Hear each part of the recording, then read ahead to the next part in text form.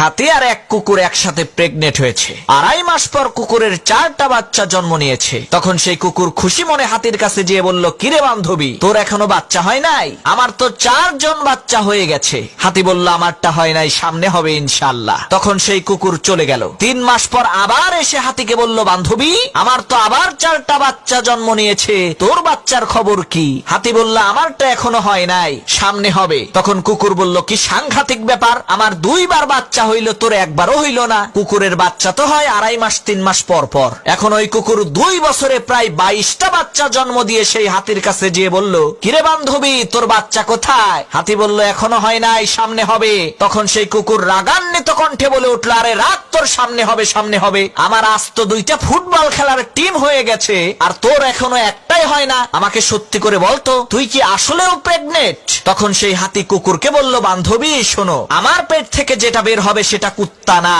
সেটা হাতি।